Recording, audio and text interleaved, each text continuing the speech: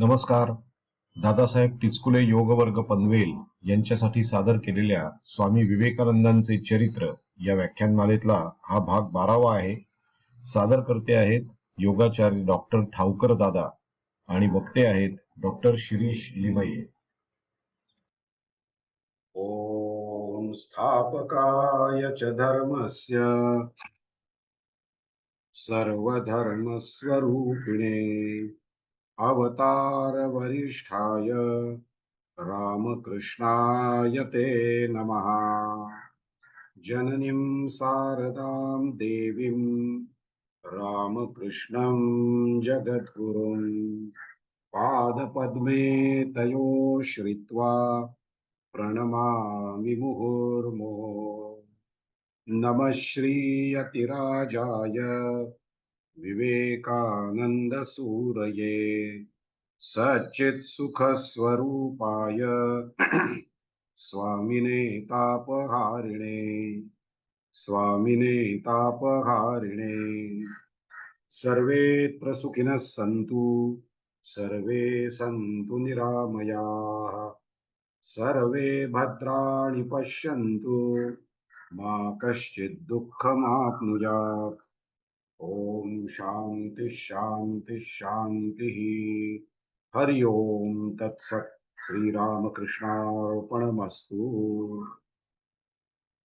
परम आदरणीय योगाचार्य डॉक्टर थावकर दादा जे आज प्रवासात आहेत. मगाशी त्यांचा फोन आला होता तेव्हा ते मनमाडला होते. ते म्हणाले मी आता आघाडीत आहे, त्यामुळे जशी कनेक्टिव्हिटी मिळेल तसा मी जॉईन होत राहील. आदरणीय मते दादा ज्यांनी आज आपल्याकडनं व्यायाम करून घेतला, त्याचप्रमाणे माझी ओळख करून दिली उत्तम शब्दात, ते मते दादा, श्री वांगणकर दादा, साखरे दादा, सुनीताताई, मुंदडा दादा, ब्रिजमोहन मुंदडा दादा आज उपस्थित नाहीत, पण मनाने नक्कीच ते आपल्यात उपस्थित असतील. आणि उपस्थित साधक बंधूंनो, भगिनींनो, माता आणि पितांनो, आपण स्वामी विवेकानंदांचा परिव्रजक जीवन जे आहे ते बघतो. स्वामीजी पंढुपोलला होते. पंढुपोलहून तहला या गावाला ते गेले. तहला ते नारायणी इथपर्यंत त्यांनी प्रवास केला. नारायणीहून बसवा या गावी आणि नंतर बसवाहून ते जयपूरला आलेले आहेत. एकटेच होते. नारायणहून बसवा या गावी आणि नंतर जयपूर हा प्रवास स्वामीजींनी आघाडीतून केला.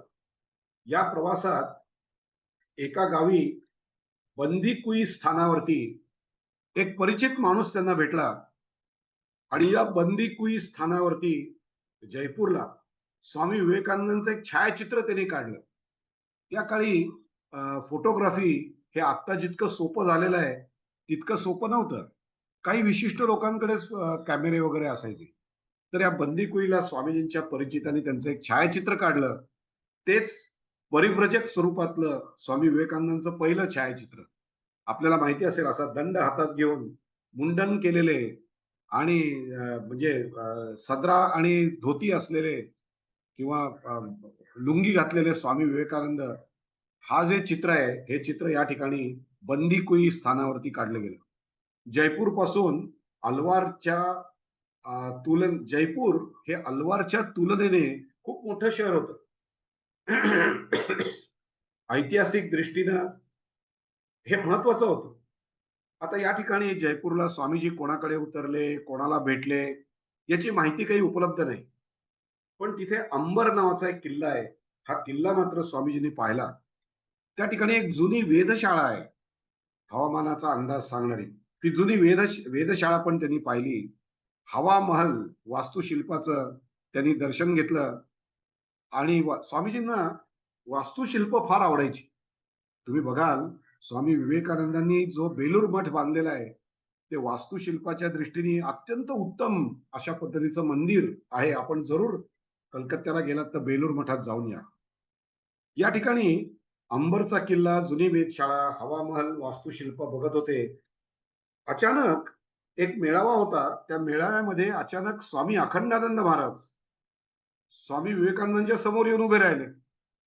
स्वामी विवेकानंदांनी अखंडानंद महाराजच काय, आपल्या सर्व गुरुबंधूंना सांगितलं होतं, आता माझ्या मागे येऊ नका, येथून पुढचा सगळा प्रवास मी एकट्यानं करणार आहे, असं त्यांनी त्यांना सांगितलेलं होतं. आणि तरी पण ही लोक आली, याबद्दल स्वामी विवेकानंदांनी त्यांना चांगलं खडसावलेलं आहे. आणि त्यांना सांगितलं की तुम्ही माझ्या मागे का आलात, तुम्ही माझ्या मागे येऊ नका, कारण मला आता एकट्याला प्रवास करायचा आहे, असं स्वामी विवेकानंदांनी स्वामी अखंडानंद महाराजांना सांगितलं. आणि त्यानंतर मात्र मग अखंडानंद महाराज हे पुढे गेले. पाणिनी तिथं ते जास्त वेळ थांबले नाही. पाणिनी नावाचे एक अतिशय उत्तम आपले ऋषीमुनी होऊन गेले. त्यांनी व्याकरणावरती ग्रंथ लिहिलेले आहे. पाणिनीच्या व्याकरणावरच्या ग्रंथाची सूत्र समजून घेण्यासाठी, त्याचा अभ्यास करण्यासाठी स्वामीजींनी आता या ठिकाणी थोडा वेळ व्यतीत केलेला आहे. तसंच पतंजलांच्या भाष्याचा आधार घेऊन एक पंडित होते. ते पंडित पाणिनी यांच्या व्याकरणाचा अभ्यास करत असताना एक सूत्र पतंजलींच्या सूत्रावरून समजून सांगत होते, पण त्यांना काही ते जमलं नाही. पंडित थांबले. ते म्हणाले स्वामीजींना की पाणिनीच्या व्याकरणातल्या या सूत्राचा अर्थ मी पतंजलींच्या भाष्यावरून सांगायचा प्रयत्न केला, पण ते काय मला जमलं नाही बरं का, असं त्यांनी स्वामीजींना सांगितलं.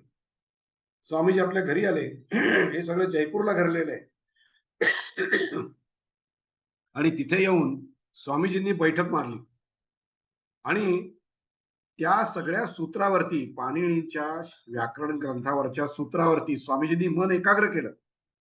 आणि स्वामीजींना हा जो पतंजली भाष्याचा जो अर्थ आहे पाणिनीच्या सूत्रांचा, तो त्यांना समजला. आणि समजल्यानंतर ते त्या पंडितांच्याकडे गेले आणि तो अर्थ 1-2-3 तासामध्येच स्वामी विवेकानंदांनी त्या पंडितजींना ऐकवला. आणि पंडितजींना आश्चर्य वाटलं की अरे, हा अर्थ मला सुद्धा सुचला नाही, हे स्वामीजींना कसं सुचलं. त्यावर त्यांनी प्रश्न विचारला. तेव्हा स्वामीजी म्हणाले, मनाचा पूर्ण निर्धार असेल तर काहीही करणं साध्य होत असतं. एखादा पर्वत असावा आणि त्या पर्वतातल्या मातीचा कण अन कण आपण वेगळा करावा, अशा प्रकारे मनुष्य कोणताही कठीण विषय आत्मसात करू शकतो, असं स्वामी विवेकानंद त्या पंडितांना म्हणाले. जयपूरहून स्वामी विवेकानंद नंतर अजमेरला गेलेले आहेत. जयपूरला पाणिनींच्या भाष्याचा अभ्यास त्यांनी एका पंडितांच्या समोर केला, ती घटना आपण ऐकली. जयपूरहून अजमेरला आले. अजमेरला ब्रह्मदेवाचं मंदिर आहे. सगळ्या भारतामध्ये एकमेव ब्रह्मदेवाचं मंदिर कुठे असेल तर ते अजमेरला आहे. त्याचप्रमाणे मशतुद्दीन चिश्ती या मुसलमान संताचा दर्गा सुद्धा स्वामी विवेकानंदांनी पाहिलेला आहे. हे विसरू नका की स्वामी विवेकानंदांचे गुरु भगवान श्री रामकृष्ण यांनी मुसलमान धर्माची साधना केली होती. आणखीन एक संदर्भ इथं सांगावासा वाटतो, तो म्हणजे स्वामी विवेकानंदांचे वडील विश्वनाथ दत्त हे वकील होते. त्यांचा फारसी भाषेची परिचय होता. अनेक मुसलमान अशील त्यांचे म्हणजे त्यांच्याकडे मार्गदर्शनासाठी येत असत. त्यामुळे या कुराण ग्रंथाचा चांगला परिचय स्वामीजींचा होता. आणि त्यामुळे मुश्तुद्दीन चिश्ती या मुसलमान संताचा दर्गा स्वामीजी बघून आले. त्यात काही फार वेगळं वाटायची काही गरज नाही. अजमेरहून स्वामी अबूच्या पर्वतावरती गेलेले आहेत. अबूच्या पहाडावरती गेले. अबूच्या पहाडावरती स्वामीजी आले. त्या पहाडावरती नरवी नावाचा तलाव आहे. 11व्या किंवा 12व्या शतकात बांधलेली 4 जैन मंदिरं तिथे आहेत अबूच्या पहाडावर. ती जैन मंदिरं पाहिली. स्वामी विवेकानंद प्रत्येक मंदिर पाहत असताना त्यातली शिल्पकला याचा अतिशय उत्तम पद्धतीने रसग्रहण करत असत. आणि एवढंच नव्हे तर जर आपण बेलूर मठ बांधला तर त्या बेलूर मठामध्ये कुठली कुठली वैशिष्ट्य भारतीय सनातन हिंदू धर्म संस्कृतीमध्ये असलेल्या मंदिरांची असली पाहिजेत, याचाही विचार स्वामी विवेकानंद करत होते. पुढे स्वामी विज्ञानंद महाराज की जे स्ट्रक्चरल इंजिनियर होते, पुण्याच्या म्हणजे पुण्याच्या सीओईपी मधनं, कॉलेज ऑफ इंजिनिअरिंग मधनं हे महाराज शिकलेले होते. त्यांच्या बरोबर बसून स्वामी विवेकानंदांनी बेलूर मठाचा आराखडा तयार केला आहे.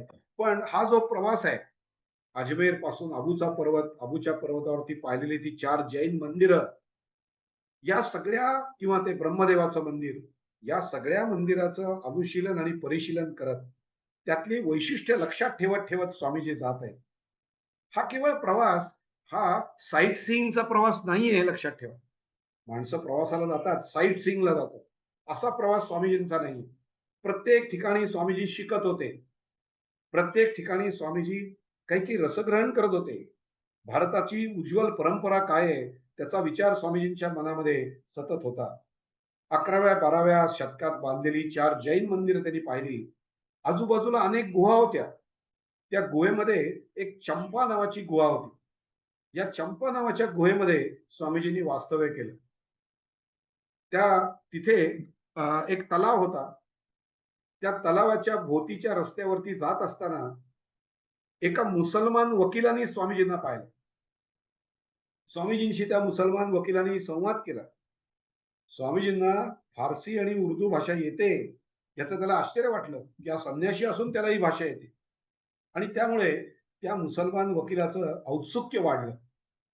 स्वामीजी त्या चंपा नावाच्या गुहेमध्ये राहत होते, त्याला कळलं आणि तो चंपा या गुहेत स्वामीजींबरोबर आला.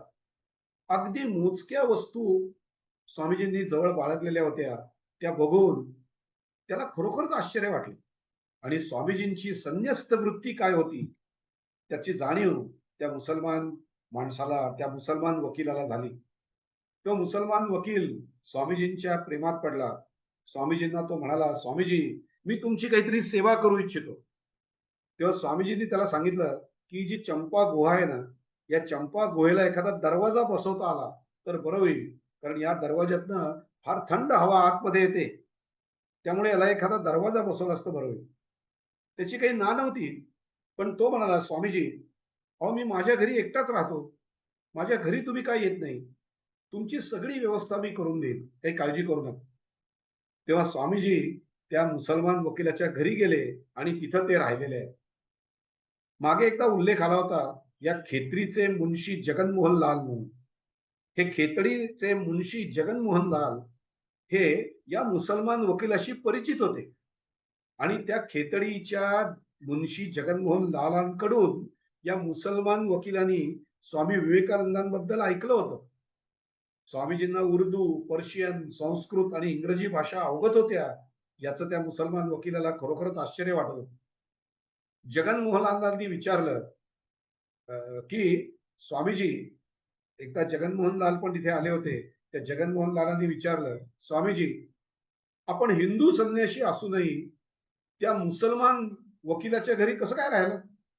असं पुढे जेव्हा स्वामीजी त्या खेतडीला गेले होते त्यावेळेला जगनमोहनलाल यांनी स्वामीजींना विचारलं की आपण संन्यासी असून त्या मुसलमानाच्या घरी कसं काय राहिला आणि हे कसं काय शक्य आहे? तेव्हा स्वामीजी म्हणाले, अरे तुम्ही हे काय बोलता? मी संन्यासी आहे. सामाजिक सगळे संकेत मी मागे टाकलेले आहेत.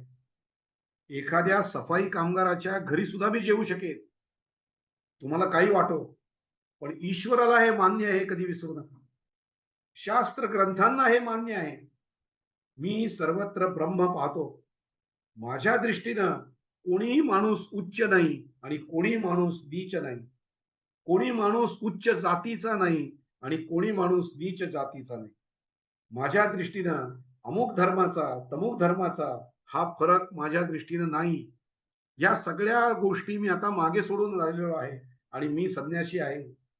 या समाजातल्या स्थानाचा, हा उच्च जातीचा, नीच जातीचा वगैरे, या स्थानाचा माझ्या बाबतीत अजिबात प्रश्न नाही आणि म्हणून मी त्या मुसलमान वकिलाकडे राहू शकतो.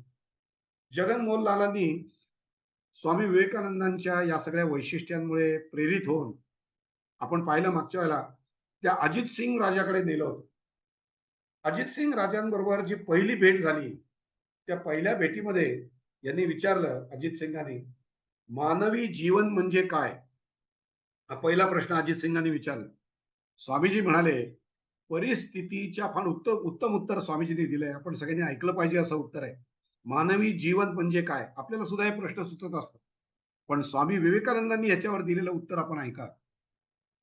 परिस्थितीच्या दडपणाचा प्रतिकार करीत करीत, परिस्थितीच्या दडपण आहे, परिस्थितीचं दडपण असतं, त्या दडपणाचा प्रतिकार करत करत माणसाच्या ठायी असलेल्या आंतरिक शक्तीचा जो विकास होतो आणि त्याचा जो आविष्कार होतो ते जीवनाचं खरं स्वरूप आहे, असं स्वामीजींनी सांगितलं. पुन्हा एकदा सांगतो हे वाक्य.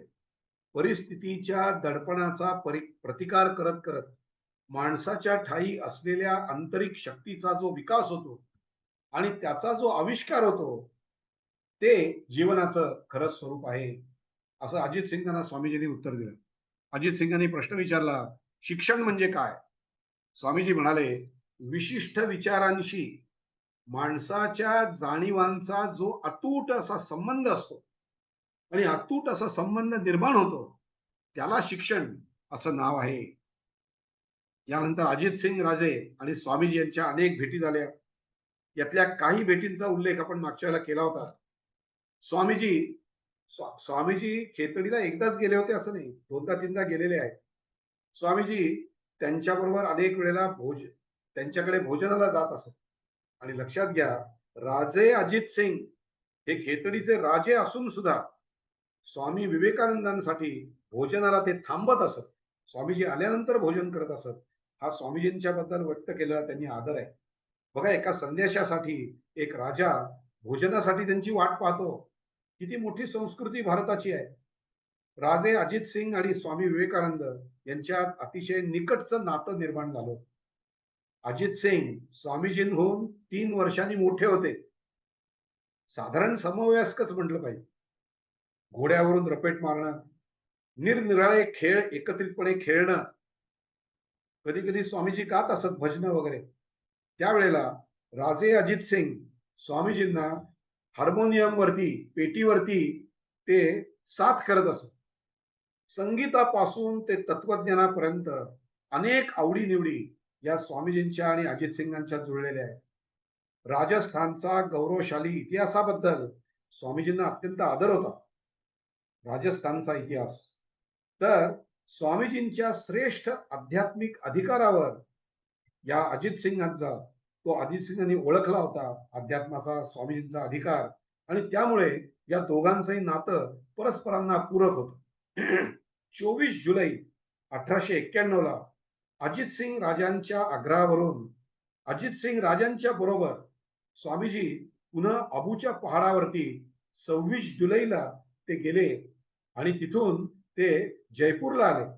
हे दोघही तिथे आठवडाभर राहिलेले आहेत.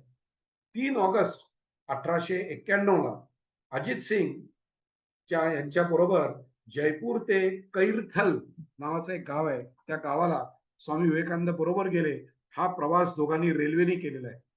7 ऑगस्ट 1891 कैरथल ते खेतडी, अनेक खेतडी या गावाला परत स्वामीजी आलेले आहेत. कैरथल ते खेतडी हा साधारण 17 ते 18 किलोमीटरचा प्रवास स्वामी विवेकानंद आणि राजे अजित सिंग यांनी घोड्यावरून केलेला आहे. 7 ऑगस्टला ते खेतडीला पोहोचले. अजित सिंगांनी जगनमोहन लालांनी स्वामीजींच्याकडून, अजित सिंगांनी आणि जगनमोहन लाल या दोघांनी स्वामीजींकडून रीतसर दीक्षा घेतली. अजित सिंगांची स्वामीजींनी राजे अजित सिंग यांनी स्वामीजींची अपार सेवा केलेली आहे. स्वामी विवेकानंद जेव्हा झोपत असत त्यावेळेला राजे अजित सिंग स्वामीजींना पंख्यानी वारा घालत असत. अनेकदा स्वामीजींचे पाय ते चेपत असत. त्याचप्रमाणे स्वामीजींना ज्या वस्तू पाहिजेत त्या वस्तू ते आणून देत असत. हे सगळे प्रसंग ज्या खोलीमध्ये घडलेले आहेत, त्या खोलीमध्ये आमच्या रामकृष्ण मठाचे अध्यक्ष श्रद्धेय स्वामी श्रीकांतानंद महाराज यांच्या बरोबर मी गेलेलो आहे आणि मी ती स्वतः खोली पाहिलेली आहे. तिथे ज्या ठिकाणी स्वामीजी झोपत असत ती जागा अजून तशीच ठेवलेली आहे. तिथे स्वामीजींची सेवा यांनी केलेली आहे. एक दिवशी राजे अजित सिंग स्वामीजींचे पाय चेपत होते. त्यावेळेला स्वामीजींना जाग आली आणि स्वामीजींना जाग आल्यावर स्वामीजींनी त्यांना पाय चेपण्यापासून थांबवलं. अरे अरे, असं करू नका, तुम्ही राजे आहात. त्यावेळेला राजे अजित सिंग म्हणाले की मी जरी राजा असलो तरी मी तुमचा भक्त आहे, मी तुमचा शिष्य आहे आणि शिष्य म्हणून गुरुची सेवा करण्याचा अधिकार तुम्ही माझ्याकडून हिरावून घेऊ नका. बऱ्याच वेळेला स्वामी विवेकानंद जेव्हा दरबारात येत असत त्यावेळेला राजे अजित सिंग आपल्या सिंहासनावरून खाली उतरत असत. स्वामीजींना गुडघे टेकून नमस्कार करत असत. त्यावेळेला तिथं उपस्थित असलेले सगळे सरदार, प्रजा हे बघत असत की आपले राजे स्वामीजींना गुडघे टेकून प्रणाम करत आहेत. तेव्हा स्वामी विवेकानंदांनी एकदाच हा प्रसंग घडला. त्यानंतर स्वामी विवेकानंदांनी एकांतामध्ये राजे अजित सिंगांना सांगितलं की प्रजा समोर असताना तुम्ही असे गुडघे टेकून मला प्रणाम करत जाऊ नका. प्रजेचा आणि दरबारी लोकांचा आदर टिकावा म्हणून स्वामी विवेकानंदांनी त्यांना असं सांगितलं. समाजाच्या समोर नको, भक्त असावं पण भक्ताचं प्रदर्शन करता कामा नये. शिष्य असावं पण शिष्याचं प्रदर्शन होता कामा नये की मी असा असा शिष्य आहे, मी अगदी जवळचा शिष्य आहे. बऱ्याच लोकांना अनुग्रह घेतल्यानंतर गुरुची सेवा करण्याचा प्रसंग मिळाला की मी त्या गुरुच्या जवळ कसा जास्त आहे असं सांगण्याचा प्रयत्न ते करतात. आणि बऱ्याच वेळेला या ठिकाणी सेवापराध घडण्याची शक्यता असते. म्हणून काळजीपूर्वक वागलं पाहिजे गुरुच्या बरोबर.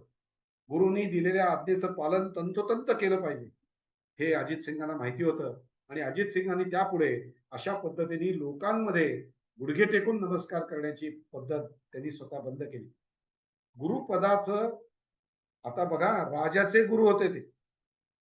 गुरुपदाचं राजवैभव हे जरी आलं तरी स्वामी विवेकानंदांच्या चित्ताला अहंकाराचा स्पर्श झालेला नव्हता.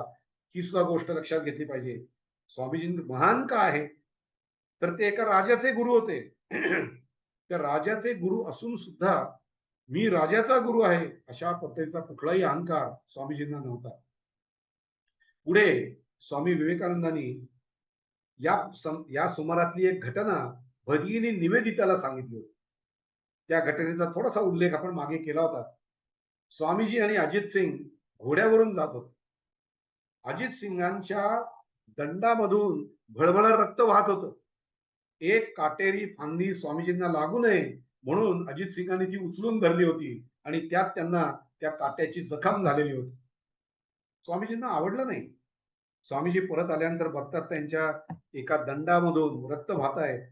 त्यावेळेला स्वामीजी अजित सिंगांना म्हणाले की अरे असं तुम्ही का त्रास घेतला तेवढा. तेव्हा अजित सिंग चटकन म्हणाले त्यात काय एवढं, मी क्षत्रिय आहे. धर्माचं रक्षण करणं, गुरुचं रक्षण करणं हे शिष्याचं कर्तव्य नाही काय. स्वामीजी म्हणाले, स्वामीजी कायस्थ होते. ते मनात म्हणले असतील, कदाचित ते मनात म्हणले असतील, अरे मी क्षत्रिय आहे, तेव्हा मला एखादी फांदी लागली असती तर याचा काही तू एवढा पाऊ करून घ्यायची गरज नव्हती. पण राजे अजित सिंग यांनी सांगितलेली गोष्ट पण बरोबर होती. गुरुचा सांभाळ आणि गुरुचं रक्षण शिष्याने केलंच पाहिजे म्हणून राजे अजित सिंग यांनी ते केलेलं होतं. हा प्रसंग नंतर स्वामी विवेकानंदांनी भगिनी निवेदितांना सांगितलेला होता आणि आता तो ग्रंथबद्ध झालेला आहे. आणि म्हणून स्वामीजींच्या मनात आलं की अरे मी पण कायस्थ आहे, मी पण क्षत्रिय आहे. पण स्वामी विवेकानंद संन्यासी होते. अजित सिंगांच्या दृष्टीनं त्यांचा सांभाळ करणं हे धर्माचा सांभाळ करण्यासारखं कर्तव्य श्रेष्ठ होतं आणि म्हणून राजे अजित सिंगांनी त्यांचा रक्षण केलेलं आहे काटेरी फांदीपासून. दोघांच्या मध्ये अजित सिंग आणि राजे अजित सिंग आणि स्वामी विवेकानंद या दोघांमध्ये संवादाचे विषय काय असायचे. अंतिम सत्याचं स्वरूप काय आहे, सामान्य माणसापर्यंत शिक्षण कसं पोहोचवता येईल, भौतिकशास्त्र, रसायनशास्त्र, खगोलशास्त्र यातल्या महत्वाच्या सिद्धांताचा परिचय स्वामी विवेकानंदांनी अजित सिंग यांना करून दिला. आणि स्वामी विवेकानंदांच्या मनातलं जे कार्य होतं समाजासाठी करायचं हे राजे अजित सिंग यांनी ओळखलेलं होतं. राजे अजित सिंग यांनी राजवाड्यात एक प्रयोगशाळा सुरू केली.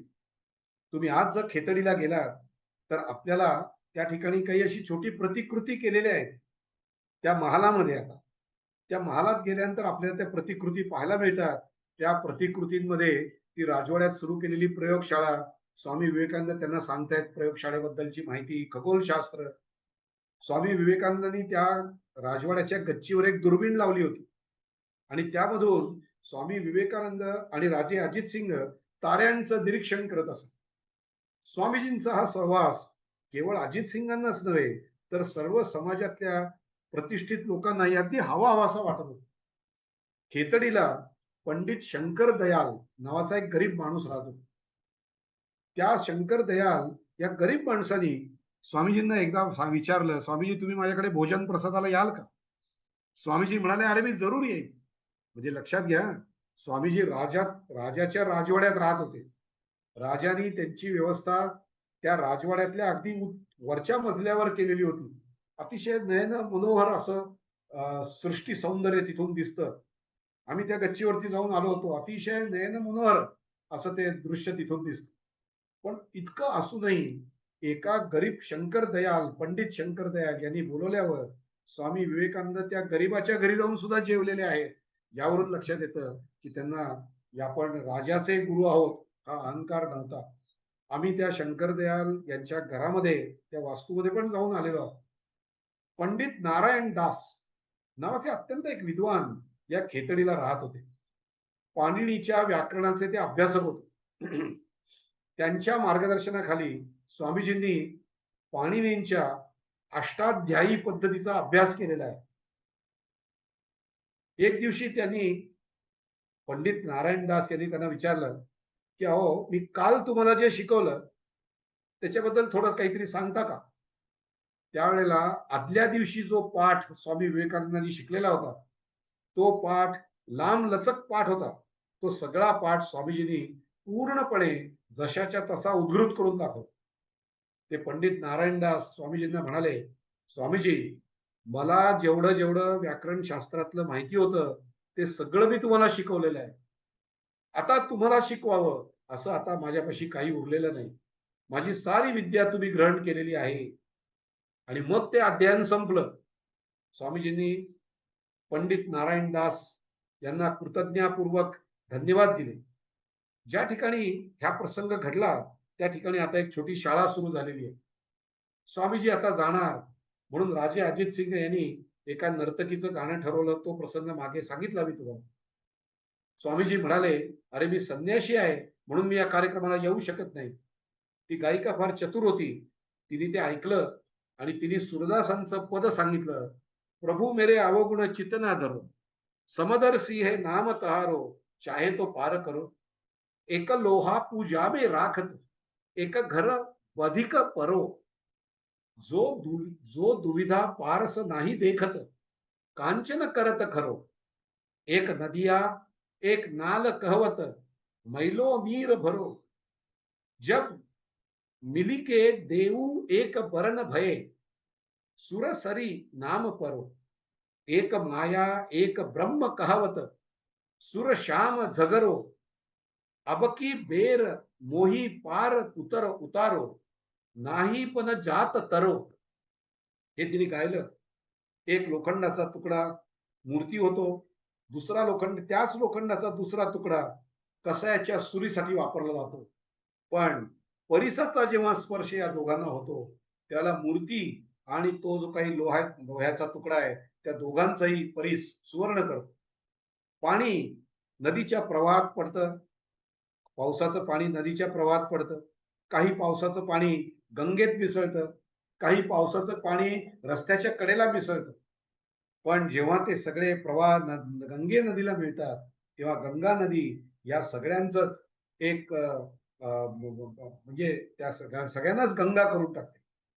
सूरदास म्हणतात की माया निराळी आणि ब्रह्म निराळ म्हणून लोक मारे झगडोत, पण हा सारा भेद अज्ञानामुळे आहे. ज्ञानी माणूस कशाला भेद करीत? त्याला सर्व सारखं आहे. शब्द स्वामीजींनी ऐकले की ज्ञानी माणसाला भेद नाही. स्वामी विवेकानंद ते शब्द ऐकले. स्वामी विवेकानंद त्या खोलीतून खाली आले. त्या गायिकेची क्षमा मागितली. आपण मुखाने जे बोलतो आणि आपल्या हातून प्रत्यक्ष जे वर्तन घडत असतं या दोहोंमध्ये किती प्रकारच्या विसंगती भरलेल्या असतात याची दाद आपल्या मनाला असत नाही, पण स्वामीजींच्या मनाला होती. वाणी आणि कृती यात एकरूपता ठेवायची असेल तर फार सावध राहायला लागतो. हा धडा स्वामीजींच्या अंतःकरणावरती वज्रलेपासारखा या प्रसंगातून कोरला गेला. आपण बोलतो ब्रह्माच्या बाता आणि आपण वागताना मात्र सगळीकडे ब्रह्म भरलेला आहे. जे माझ्यात आहे तेच तुझ्यात आहे या भावनेने वागत नाही. म्हणून स्वामी विवेकानंदांच्या मनावरती वाणी आणि कृती यात एकरूपता ठेवण्याची साठी जे सावधपणा लागतो त्याचा एक वज्रलेपासारखा एक धडा स्वामी विवेकानंदांच्या अंतःकरणावर कोरला गेला. पूर्वी नव्हता असं नाही. स्वामीजींना याची जाणीव होती, पण आज मात्र तो प्रकर्षाने जाणवला. कारण ती गायिका, तिने गाण्याचा कार्यक्रम वगैरे पूर्वसंस्काराप्रमाणे त्यांनी नाही म्हणून सांगितलं होतं. पण नंतर स्वामीजींनी चिंतनशील विचार करत असल्यामुळे स्वामीजी खाली आले आणि त्या गायिकेचं सगळं गाणं स्वामी विवेकानंदांनी ऐकलेलं आहे. इडा एन्सेलनी नावाच्या फॉरेन एक स्वामीजींच्या शिष्या होत्या. त्या असं सांगतात, की हे जे भजन आहे, प्रभू मेरे अवगुण चितना धरो, हे भजन इंग्रजी भाषेमध्ये भाषांतरित झालं होतं.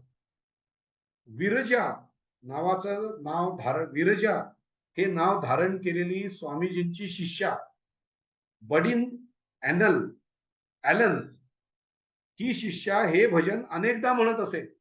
हा प्रसंग इडा एन्सेलनी यांनी पुढे उद्धृत केलेला आहे. 4 ऑक्टोबरला नवरात्रीचा दिवस होता, 1891 साल. अजित सिंह आणि मधो सिंह यांच्या बरोबर खेतडीच्या जिन माता मंदिर इथे पण आम्ही जाऊन आलोय. जिन माता मंदिर फार मोठं मंदिर आहे. आणि गुढा नावाची टेकडी आहे. ती गुढा नावाची टेकडी स्वामीजीच्या गच्चीमध्ये बाकावरती बसून निसर्गाचं दृश्य पाहत असत. त्या गच्चीवरून ही गुढा नावाची टेकडी दिसते बरं का.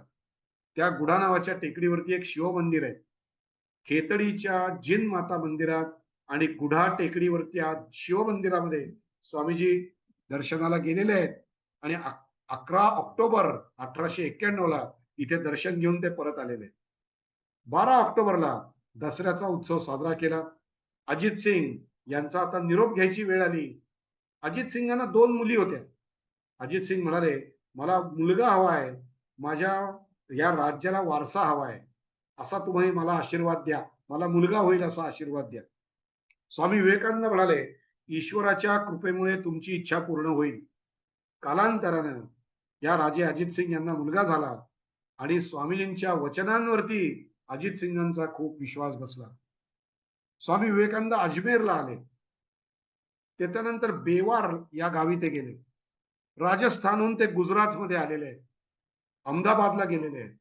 अहमदाबादहून गढवान या गावी गेले. गढवानहून लिंबडी संस्थानाच्या गावी ते गेले. लिंबडी हे गाव गुजरातमध्ये येतं. गढवालहून लिंबडी या संस्थानाच्या गावी ते गेले. हा गढवार ते लिंबडी हा प्रवास त्यांनी पायी केला. भिक्षा मागून भोजन केलं. आश्रयासाठी स्वामी विवेकानंद मिळेल ते स्थान त्यांनी स्वीकारलं. एके ठिकाणी अनेक साधूंनी स्वामीजींचं स्वागत केलं. स्वामीजींना बोलवलं. त्यांना अगदी पायघड्या घालून एका खोलीमध्ये स्वामीजींना ते घेऊन गेले. फार विलक्षण प्रसंग आहे बरं का. आपण कान देऊन ऐका. लिंबडीला एके ठिकाणी स्वामीजी जिथे मिळेल जागा तिथे राहत होते. ते लिंबडीच्या गावी गेल्यावर तिथे काही साधूंनी त्यांचं स्वागत केलं. साधूंनी त्यांना बोलवलं आणि एका खोलीमध्ये सगळी स्वतंत्र व्यवस्था स्वामीजींची केली. स्वामीजींना थोडं आश्चर्य वाटलं आणि थोडं विलक्षण पण वाटलं. थोडा वेळ स्वामीजी त्या खोलीमध्ये राहिले आणि राहत असताना काही वेळानंतरच शेजारच्या खोलीमधनं स्त्री आणि पुरुषांचा आवाज येऊ लागला. अनेक स्त्रिया त्यांचं हसणं खिदळणं असं काही आवाज तिथनं यायला लागले. त्या स्त्रिया आणि त्यातले काही पुरुष काही मंत्रोच्चार करत आहेत असं स्वामीजींना लक्षात आलं. काही प्रार्थना करत आहेत हे त्यांच्या लक्षात आलं. आणि स्वामीजी थक्क झाले. आता ते करत असलेले मंत्रोच्चार आणि ती लोक करत असलेल्या प्रार्थना ऐकून स्वामीजींना समजलं की सारे लोक हे वामाचारी आणि अघोरी पंथाचे आहेत. वामाचारी म्हणजे जसं आचरण करू नये अशा पद्धतीचं आचरण करणारे साधू, वामाचारी आणि अघोरी पंथीय साधू. आपण जर युट्यूब वरती गेलात तर अघोरी पंथीचे साधू हे आपल्याला अनेक पाहायला मिळतील आणि त्यांच्या कथा सुद्धा ऐकायला मिळतील. आमच्या कॉलेजमध्ये एक प्राध्यापिका आहेत हिल्डा डेव्हिड आणि एक प्राध्यापिका की ज्या आता निवर्तल्या त्या देसाई म्हणून होत्या. तर त्या दोघींनी या अघोरी पंथीय साधूंवरती अभ्यास केलेला आहे बरं. तर ते अघोरी पंथीय साधू आहेत हे स्वामीजींनी ओळखलं. अघोरी मार्गाची उपासना करणारे आहेत. स्वामीजींच्या लक्षात आलं की आपण इथे राहता कामा नये. स्वामीजींनी निघण्याचा प्रयत्न केला. थोड्याच वेळात स्वामीजींना समजलं की या लोकांनी आपल्याला या ज्या खोलीत ठेवलेलं आहे त्या खोलीमध्ये आपल्याला नजर कैदेत ठेवलेलं आहे. आपण इथून पुढे जाऊ शकत नाही आपल्या मनाप्रमाणे. आपल्या खोलीवरती पहारा आहे, त्यावेळेला त्या अघोरीपंथी साधूंचा जो प्रमुख होता, त्या प्रमुखाला स्वामीजींनी विचारलं, मला असं नजर कैदेत का ठेवलंय? तेव्हा तो प्रमुख म्हणाला, की तू साधू आहेस आणि तू अत्यंत तेजस्वी आहेस. तू दीर्घ काळ ब्रह्मचर्याचं पालन केलेलं आहेस आणि तुला या ब्रह्मचर्याच्या पालनामुळे तुला तुला असंख्य असं मोठं पुण्य प्राप्त झालेलं आहे. तुझ्या या पुण्याचा आम्हाला उपयोग व्हावा. आमच्या जी साधना चालू आहे, त्या साधनेत उपयोग व्हावा अघोरी मार्गामध्ये. म्हणून तुला इथं ठेवलेलं आहे. आता आम्ही असं करणार आहोत, तुझ्या ब्रह्मचर्य व्रताचा भंग करणार आहोत आणि त्याद्वारा विशिष्ट सिद्धी प्राप्त करून घेणार आहोत. हे अघोरी मार्गातले साधू सिद्धी प्राप्त करून घेत असतात आणि ही सिद्धी प्राप्त करून घेताना अशा पद्धतीच्या नैष्टिक ब्रह्मचर्य प्राप्त केलेल्या माणसाकडून जे काही शक्ती आपल्याला प्राप्त होतील, त्या शक्तीचा वापर करून आम्हाला आणखीन काही सिद्धी प्राप्त करायची आहे, असं त्या राजाने सांगितलं. स्वामीजींना कळलं की आता या संकटामधून आपल्याला अतिशय सावधपणे मार्ग काढला पाहिजे. स्वामीजींची एक थोडी वरती त्या खोलीमध्ये एक छोटी खिडकी होती. त्या खिडकीतून स्वामीजींनी डोकून आजूबाजूला पाहिलं की जाण्या येणारे कोणी आहेत का. त्याच्यामध्ये त्यांना एक लहान मुलगा दिसला जाता येताना. स्वामीजींच्यासाठी तिथं पाण्यासाठी मडकं ठेवलेलं होतं. स्वामीजींनी त्या मडक्याचा एक तुकडा काढला आणि त्या तुकड्यावरती काही तिथल्या कोळशा वजा काही वस्तूंनी त्या मडक्यावरती काही चिठ्ठी वजा काहीतरी लिहिलं. मडक्याच्या तुकड्यावरती चिठ्ठी वजा काहीतरी लिहिलं आणि तो मडक्याचा तुकडा स्वामीजींनी या या लिमडी गावाचे जे संस्थानाचे प्रमुख होते ठाकोर साहेब, या ठाकोर साहेबांना दे, असं स्वामीजींनी त्या मुलाला सांगितलं. त्या मुलांनी ती चिठ्ठी स्वामीजींची प्रमुख संस्थानाचे प्रमुख खेतडी लिमडी संस्थानाचे प्रमुख राजा ठाकोर या साहेबांना दिली. मुलांनी ती चिठ्ठी पोहोचवल्या बरोबर स्वामीजी त्या ठाकोर साहेबांनी ते वाचलं तिथं काय लिहिलंय ते. आणि राजांनी त्या ठाकोर साहेबांनी अनेक सैन्य पाठवलं आणि स्वामीजींची त्या अघोरीपंथीय लोकांकडून स्वामीजींची मुक्ती केली. स्वामीजीचा स्वभाव चिंतनशील होता. स्वामीजी विचार करू लागले की धर्माच्या नावाखाली किती हीन प्रकार आपल्या देशात चालू आहे, याची साक्षात प्रचिती स्वामी विवेकानंदांना आलेली. बरोबर या प्रसंगाच्या बरोबर विरुद्ध प्रसंग राजस्थानाच्या भ्रमणात घडलेला. राजस्थानाच्या भ्रमणामध्ये असताना स्वामीजींच्या दर्शनासाठी रांग लागत असे. 3 दिवस सकाळ संध्याकाळ स्वामीजीच्या समोर रांग असे. लोक दर्शन घेत असत, आध्यात्मिक मार्गदर्शन मागत असत, आशीर्वादासाठी ते पाया पडत असत आणि समोर एक चर्मकार बसलेला होता. त्या चर्मकाराने हे पाहिलं की अरे, हा माणूस 3 दिवस 3 रात्र इथं बसलेला आहे आणि या माणसाने काही खाल्लं नाहीये, पाण्याचा थेंब सुद्धा घेतलेला नाही. तेव्हा त्या चर्मकाराने स्वामीजींना विचारलं की मी तुम्हाला भांडी वगैरे आणून देतो, शिधा आणून देतो, तुम्ही स्वयंपाक करून खा. स्वामीजी त्याला म्हणले, अरे असं का म्हणतो रे तू की मी तुला भांडी आणून देतो म्हणून. तेव्हा तो म्हणाला, अहो मी चर्मकार आहे, आमच्या घरची भांडी आणि आमच्या घरचं शिजवलेलं तुम्हाला चालेल का? तर स्वामीजी म्हणाले, तू तुझ्या घरी शिजवलेली रोटी मला आणून दे, आपण एकत्रित बसून ते जेवू. चांभार म्हणाला, अहो मला शिक्षा होईल, त्या म्हणजे लिंबडीचे राजे ठाकूर साहेब मला शिक्षा करतील. स्वामीजी त्याला म्हणाले, अरे भुकेलेल्या साधूला अन्न दिलं तर तुला अजिबात शिक्षा होणार नाही. स्वामीजींनी त्याच्या हातचं स्वीकारलं आणि पुढे राजाला जेव्हा समजलं, राजा ठाकूर साहेब यांना जेव्हा समजलं की या चर्मकारांनी स्वामी विवेकानंदांना भुकेलेले असताना अन्न खाऊ घातलं, हे जेव्हा राजाला समजलं, त्यावेळेला राजा ठाकूर यांनी या चर्मकाराला भरपूर बक्षीस दिलेलं आहे. असा एक विरुद्ध प्रसंग हा सुद्धा घडलेला आहे. पुढे बोलताना स्वामी विवेकानंदांनी गिरीश बाबूंना असं सांगितलं की ज्यांना, फार सुंदर वाक्य आहे स्वामीजींचं, ज्या वर्गातल्या लोकांना 2 वेळच्या अन्नाची ददात आहे, 2 वेळच्या अन्नाची भ्रांत आहे, अशी गरीब माणसं आपल्या ताटातला घास काढून दुसऱ्याला देतात, एवढा मोठेपणा त्यांच्या ठिकाणी आढळतो. अशी हजारो माणसं केवळ खालच्या समाजात आहेत आणि आपण मात्र त्यांना जातीवरून हीन लेखतो. हे किती विपरीत आहे, असं गिरीश बाबू घोषांना स्वामीजी म्हणालेले आहे. अरे यांच्याकडे सहृदयता आहे, यांच्याकडे आपुलकी आहे, यांच्याकडे म्हणजे हृदयाची विशालता आहे आणि तुम्ही त्यांना कमी लेखता. त्या स्टेशनावरती 3 दिवस मला भेटायला आलेले इतर समाजातले लोक, एकालाही असं वाटलं नाही की स्वामीजींच्यासाठी आपण डबा घेऊन यावा म्हणून. त्यांना जेवण झालंय का विचारावं, पाणी हवं का विचारावं, एकालाही वाटलं नाही. पण समोरच्याच एका चर्मकाराला वाटलं, किती महान हृदयाचा तो असेल आणि आपण त्यांना हिन का लेखतो, असा प्रश्न स्वामी विवेकानंदांनी या गिरीश बाबूंच्या समोर मांडलेला आहे. लिंबडीचे राजे ठाकूर जसवंत सिंग स्वामीजींच्या दर्शनानं फार प्रसन्न झाले. राजे जसवंत सिंग इंग्लंड आणि अमेरिकेत जाऊन आलेले होते. त्यांच्या विचारांना आधुनिकतेचा स्पर्श झालेला होता, कारण जसवंत सिंग राजे फॉरेनला जाऊन आलेले होते. त्या काळामध्ये फॉरेनला जाऊन आलेला माणूस अगदी शोधून सुद्धा सापडत नव्हता. राजे जसवंत सिंग यांनी स्वामी विवेकानंदांना प्रथम सांगितलं की वेदांताचा प्रसार करायला तुम्ही पाश्चात्य देशात गेले पाहिजे, असं राजे जसवंत सिंग, लिंबडीचे राजेसाहेब, यांनी स्वामीजींना सांगितलेलं आहे. लिंबडीहून स्वामी विवेकानंद जुनागडला आलेले आहेत. जुनागड इथून भावनगर व सिहोर येथे स्वामी विवेकानंद थांबले आणि ते नंतर जुनागडला पोहोचले. या संस्थानाचे जे दिवाण होते हरिदास बिहारीदास देसाई यांच्या घरी स्वामीजींचा मुक्काम होता. संस्थानाची व्यवस्था पाहणारे C.H. पंड्या यांच्या घरीही स्वामी विवेकानंदांनी मुक्काम केलेला आहे. त्या मुक्कामामध्ये हे C.H. पंड्या यांना समजलं की स्वामी विवेकानंद पाककलेमध्ये सुद्धा प्रवीण आहेत आणि स्वामी विवेकानंद बंगाली असल्यामुळे ते उत्तम रसगुल्ले सुद्धा बनवू शकतात. याच्यामुळे ते C.H. पंड्या फार प्रभावित झाले. जुनागडच्या वास्तव्यामध्ये स्वामीजींच्या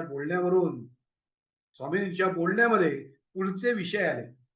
जुनागडमध्ये स्वामी विवेकानंद C.H. पंड्या असतील किंवा हरिबिहारी दास देसाई असतील, यांच्याशी स्वामींचा जे संवाद झाला तो कुठल्या कुठल्या विषयांवर झाला. येशू ख्रिस्ताच्या जीवनावर चर्चा झाल्या. येशू ख्रिस्तांच्या जीवनामुळे संपूर्ण युरोपावरती काय परिणाम झालेला आहे याच्यावर चर्चा झाली. युरोप मधलं सांस्कृतिक जीवनाला येशू ख्रिस्तांच्या विचारांमुळे कसं वळण मिळालं याच्याबद्दल चर्चा झाली.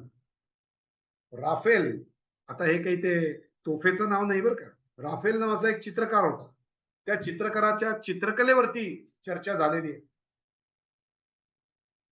ऍसिसी सेंट फ्रान्सिस याचा भक्तिभाव कसा होता येशू ख्रिस्ताबद्दलचा, त्या ऍसिसीच्या सेंट फ्रान्सिसचा भक्तिभाव यावरती स्वामीजींचा चर्चा झालेली आहे. गोथिक पद्धतीची जी वास्तुकला आहे त्या गोथिक पद्धतीच्या वास्तुकलेबद्दलचे वैशिष्ट्य स्वामी विवेकानंदांनी या ठिकाणी जुनागडला हरिबिहारी दास देसाई किंवा C.H. पंड्या यांच्या घरी वास्तव्यामध्ये जे भक्तगण आलेले असत त्यांच्या बरोबर बोलताना या पद्धतीने गोथिक पद्धतीच्या वास्तुकलेचाही स्वामी विवेकानंदांनी उल्लेख केलेला आहे आणि त्याची वैशिष्ट्य सांगितलेली आहे. युरोपामधली राज्य पद्धती काय आहे याच्याबद्दल स्वामीजींच्या चर्चा झालेल्या आहेत. ख्रिस्ती धर्म प्रचाराला वाहून घेणारे धर्मप्रचारक आपलं सर्वस्व कसं अर्पण करतात, त्यांची संघटना पद्धती कशी आहे आणि त्यांची ही दीर्घकाळ चालू राहिलेली परंपरा कशी आहे याबद्दल सुद्धा स्वामी विवेकानंदांचा अभ्यास होता. आणि म्हणून स्वामी विवेकानंद इतक्या विविध विषयांवरती या सगळ्या लोकांशी बोलू शकत होते. श्री रामकृष्णांचा परिचय तिथल्या सगळ्या सुशिक्षित समाजाला स्वामी विवेकानंदांनी प्रथम करून दिलेला आहे. जुनागडहून स्वामी विवेकानंद गिरनार पर्वताच्या तिथे गेले, पर्वतावर गेले. जुनागड ते भुज, भुज ते कच्छ, कच्छहून जुनागडला परत आले आणि तिथून ते बेरावळ या गावी गेले. बेरावळहून 3 ते 5 किलोमीटर अंतरावरती प्रभासपट्टम म्हणून गाव आहे, त्या प्रभासपट्टमला सुद्धा स्वामी विवेकानंद गेलेले. प्रभासपट्टमहून पुन्हा जुनागड ते पोरबंदर पर्यंत स्वामी विवेकानंद गेले. जुनागड ते पोरबंदर पर्यंत स्वामी विवेकानंद गेले. पोरबंदर हे कृष्णाचा भक्त सुदामा याचं गाव आहे आणि त्याच्याशी संबंधित हे गाव असल्यामुळे सुदामपुरी याला म्हटलं जातं. पोरबंदरला शंकर पांडुरंग पंडित नावाचे एक पोरबंदरचे संस्थानाचे प्रशासक होते. त्यांनी स्वामी विवेकानंदांच्या राहण्याची सगळी व्यवस्था केली होती. पंडितजी म्हणाले, पंडित शंकर पांडुरंग म्हणाले की स्वामीजी, तुमच्या विचारांचं चीज तुम्ही आता ज्यांच्याशी बोलताय त्या लोकांकडनं होणार नाही, छोट्या छोट्या सभांमध्ये बोलून होणार नाही. तुम्ही परत पाश्चात्यात गेलं पाहिजे, परदेशात गेलं पाहिजे. भारताची परंपरा आणि संस्कृती खरोखर जाणून घेण्याची इच्छा असलेली माणसं तिथं आहेत. स्वामीजी म्हणाले, मी संन्याशी आहे. पूर्व पश्चिम या दोन्ही भाग मला सारखेच आहेत. समजा तशी वेळ आली तर मी पश्चिमेला सुद्धा जाईन, असं स्वामी विवेकानंद पोरबंदरचे शंकर पांडुरंग पंडित यांना म्हणालेले आहेत. आपल्याला माहिती आहे की जुनागडचे राजे सुद्धा स्वामी विवेकानंदांना असंच म्हटलेले होते. स्वामीजी या पोरबंदरच्या वास्तव्यामध्ये फ्रेंच भाषा शिकलेले, वेदांचा अभ्यास केला आणि वेदांच्या अभ्यासानंतर वेदांचं भाषांतरण करण्याचं काम स्वामीजींनी केलेलं आहे. भाषांतर करण्याचं काम स्वामीजींनी केलं. शिकागोला 1893 साली सर्व धर्म परिषद आहे ही पहिली बातमी स्वामी विवेकानंदांना पोरबंदरला कळलेली आहे. लिबडीचे महाराज, त्याचप्रमाणे पोरबंदरचे शंकर पांडुरंग पंडित, तसेच गाझीपूरचे पेनिंग्टन इंग्रज अधिकारी होते. या सगळ्यांनी स्वामी विवेकानंदांना परदेशात जाण्याचा सल्ला दिलेला होता. पोरबंदरला असताना स्वामी विवेकानंदांची अचानक गाठ स्वामी त्रिगुणातीतानंद महाराजांशी झाली. स्वामी त्रिगुणातीतानंद महाराज हे रामकृष्णांचे अंतरंग शिष्य, म्हणजेच पर्यायाने स्वामी विवेकानंदांचे गुरुबंधू होते. स्वामी विवेकानंदांच्या आणि स्वामी त्रिगुणातीतानंद महाराजांच्या अगदी मन मोकळ्या गप्पा झालेल्या आहेत.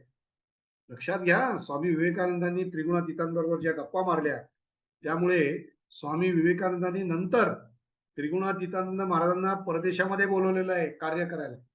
त्रिगुणातीतानंद महाराज नंतर परदेशात गेलेले आहेत आणि हिंदू धर्माची किंवा सनातन हिंदू धर्म संस्कृती समजून सांगत असताना तिथल्या एका माथे फिरूनी एक बॉम्बस्फोट केला आणि त्या बॉम्बस्फोटामध्ये त्रिगुणातीतानंद महाराजांचा अंत झालेला आहे. ते त्रिगुणातीतानंद महाराज पोरबंदरला देहात असताना पोरबंदरला स्वामीजींना भेटले. स्वामीजींनी त्यांच्याशी मन मोकळ्या गप्पा मारल्या आणि त्रिगुणातीतानंद महाराजांना स्वामीजी म्हणाले, हे बघ, ठाकूर माझ्याबद्दल जे काही म्हणत असत त्याचा अर्थ आता माझ्या थोडा थोडा ध्यानात येऊ लागलाय. ठाकूर म्हणजे स्वामी भगवान रामकृष्ण परमहंस. रामकृष्ण परमहंस नरेंद्राला काय सांगत असत, आईचं कार्य झाल्याशिवाय तुला निर्विकल्प समाधीची प्राप्ती होणार नाही. निर्विकल्प समाधीची चावी मी आता माझ्याकडे ठेवत आहे. आईचं काम तुला करावं लागेल. हे आईचं काम म्हणजे भगवंताचं काम काय आहे? आपल्याला धर्म संस्थापना करण्याचं काम करायचं आहे. यदा यदा हि धर्मस्य ग्लानिर्भवति भारत अभ्युत्थानम अधर्मस्य तदात्मानं सृजाम्यहम परित्राणाय साधूनां विनाशाय च दुष्कृतां धर्म संस्थापनार्थाय संभवामी युगे युगे.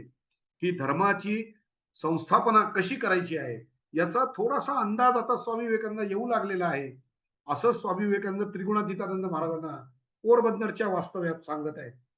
स्वामीजी म्हणतायत, हे बघ, ठाकूर माझ्याबद्दल जे म्हणत असत त्याचा अर्थ आता मला थोडा थोडा लक्षात येऊ लागलेला आहे. खरोखरच माझ्या ठाई आता एका शक्तीचा प्रचंड प्रवाह संचरित झालेला आहे. आता मला असं वाटतंय की साऱ्या जगामध्ये मी प्रचंड क्रांती घडवून आणू शकतो. आज आपण पाहिलं तर लक्षात येईल की स्वामीजींचे वाक्य फोल नव्हतं, विफल नव्हतं. खरोखर स्वामीजींच्या अंगामध्ये जी शक्ती प्रविष्ट होत होती त्या शक्तीने सगळ्या जगावरती परिणाम केलाय हे आज आपल्याला कळतं. पण त्यावेळेला त्या पोरबंदरला स्वामी विवेकानंद त्रिगुणातीतानंद महाराजांना असं म्हणालेले आहे, स्वतःच्या ठाई असलेल्या सुप्त शक्तीचा एक जणू साक्षात्कारच स्वामी विवेकानंदांना पोरबंदरला झालेला आहे. पोरबंदरहून ते द्वारकेला गेलेले आहेत. द्वारकेचा सगळा परिसर भगवान श्री कृष्णांच्या लीलेशी संबंधित आहे आणि म्हणून द्वारकेच्या प्रसंगामध्ये, द्वारकेच्या भेटीच्या प्रसंगात भगवान श्रीकृष्णांचं सगळं चरित्र स्वामीजींच्या मनात आलं असणार. तसंच द्वारकेचं आत्ताच चित्र पाहून साहजिकच स्वामीजींचं मन थोडं खिन्न झालेलं असणार. त्या काळी स्वामीजींचं मन खिन्न झालं होतं त्यावेळची परिस्थिती बघून आणि द्वारकेचं आधीचं वैभव काय होतं ते आठवून. तुम्ही आज जर तिथे गेलात तर अजूनच मन खिन्न होईल, याच्यात काही शंका नाही. पण आजच्या या दुर्बल आणि अपमानित भारताचा भविष्य उज्ज्वल आहे, हा विचार स्वामी विवेकानंदांच्या मनात येऊन गेलेला असणार. ब्रह्मानंद महाराज, शिवानंद महाराज, त्रिगुणातीतानंद महाराज, स्वामी अखंडानंद, स्वामी शारदानंद, स्वामी तुर्यानंद, स्वामी अभेदानंद, हे सारे गुरुबंधू याच काळामध्ये इतस्तता भ्रमण करीत असले तरी त्यांचे भ्रमण स्वामीजींच्या भ्रमणापेक्षा वेगळ्या पातळीचे होते. इतर गुरुबंधूंचं भ्रमण हे आध्यात्मिक प्राप्त क्षेत्राच्या बाहेर त्यांचं मन गेलेलं आढळत नाही. जिथे कुठे जातील तिथे इतर गुरुबंधू साधना करत होते, भजन करत होते. तसंच समाजातल्या सर्व थरातील लोकांशी या इतर गुरुबंधूंचा, ब्रह्मानंद असतील, शिवानंद, त्रिगुणातीतानंद, अखंडानंद यांचा समाजातल्या इतर स्तरातील लोकांशी फारसा संबंध आलाय असं आढळत नाही. पण स्वामीजींच्या भ्रमणाचं वैशिष्ट्य हे होतं की स्वामीजींचं मन हे आध्यात्मिक प्राप्त झालेल्या क्षेत्राच्या बरोबर इतर गोष्टींचाही विचार करत असत. उदाहरणार्थ भारताचे सामाजिक प्रश्न काय आहेत, राजकीय प्रश्न काय आहेत, भारतातल्या गरीब माणसांचे आर्थिक प्रश्न काय आहेत, भारताचा उज्ज्वल इतिहास काय आहे, भारताचा वर्तमान काय आहे, भारताचा भविष्य काय आहे, याबद्दल स्वामीजी चिंतन करत असत. केवळ जपध्यान याचं चिंतन ते करत नव्हते. तसंच स्वामीजी संस्थानांच्या राजमहालापासून ते सामान्य शेतकऱ्याच्या झोपडीपर्यंत सगळ्यांच्याकडे राहिलेले. अशा पद्धतीचं भ्रमण हे इतर लोकांचं झालंय असं आढळत नाही. फार झालंय असं आढळत झालं नाही असं नाही, पण स्वामीजींचं जितकं ते प्रकर्षाने आपल्याला जाणवतं तितकं ते आढळत नाही. समाजातल्या विविध क्षेत्रात वगैरे वावरणाऱ्या लोकांचा संबंध स्वामी विवेकानंदांशी आलेला आहे. स्वामी विवेकानंदांचं भारत भ्रमण आणि इतर गुरुबंधूंचं भ्रमण यातला जो सूक्ष्म फरक आपण पाहिला, त्याच्याबद्दलचं जास्त वर्णन आता आपण पुढे बघू, पुढच्या लेक्चरमध्ये बघू. आपली वेळ झालेली आहे. आपण शांत चित्ताने ऐकून घेतलं आणि इतक्या पहाटे उठून या ऑनलाईन लेक्चरला आपण उपस्थित झालात याबद्दल मी आपल्या सगळ्यांच्या हृदयस्थ परमेश्वराला प्रणाम करतो आणि माझ्या वाणीला विराम देतो शांती मंत्र म्हणून. ओम शांती शांती शांती. हरि ओम तत्सत. श्री रामकृष्णार्पणमस्तु. धन्यवाद.